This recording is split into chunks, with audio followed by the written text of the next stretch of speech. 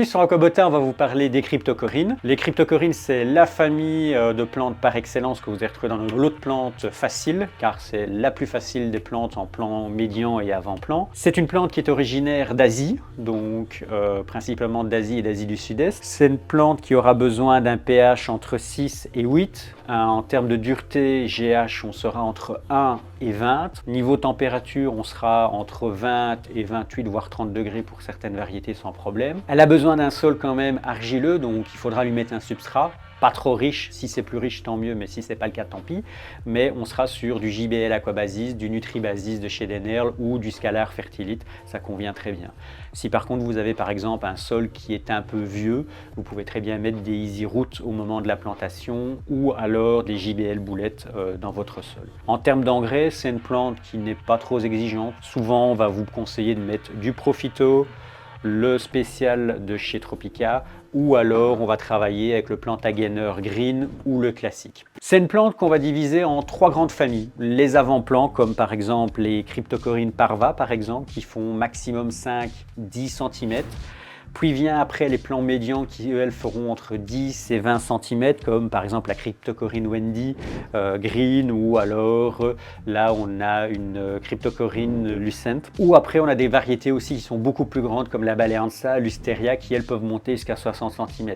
Au moment où je vous parle, j'en ai plus en stock parce que tout simplement on est en hiver et que ce n'est pas propice au développement de ces grandes variétés-là. On les a principalement entre mars et juillet. On vous mettra quelques photos sur la vidéo. Mais donc voilà, c'est la plante facile par excellence.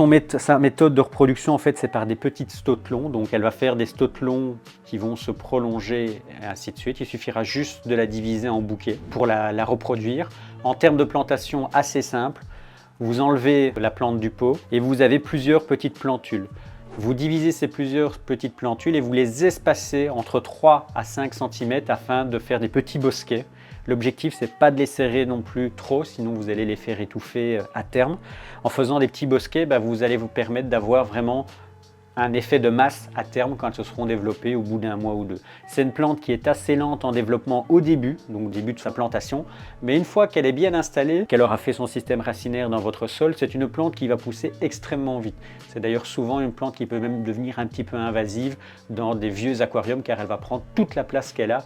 Et quand vous refaites un aquarium, pour la petite anecdote, souvent le système racinaire est tellement développé que vous allez arracher 30, 40, 50 cm de racines sur un pied parce que elle se sera développée vraiment dans tout le sol. On ne va pas vous présenter les espèces une à une parce que tout simplement, on a plus d'une trentaine de variétés en cryptocorynes et très clairement, les caractéristiques sont assez généralisées, hormis pour une ou deux variétés où elles sont un peu plus spécifiques, comme là, par exemple la cryptocoryne Flamingo, qui elle aura besoin effectivement d'un sol très riche, un éclairage très fort, 25 à 30 lumens si on veut qu'elle soit très rouge, et même chose pour par exemple la Peachy Pink qui aura un feuillage très rouge. Pour le reste des variétés, clairement on est sur quelque chose d'assez simple, d'assez basique. Vous pouvez vraiment les mettre dans vos aquariums sans difficulté. Cela poussera de manière extrêmement facile. N'hésitez pas, si ça vous intéresse, à aller voir toutes les informations sur notre site www.aquabota.com. Merci et à dimanche prochain.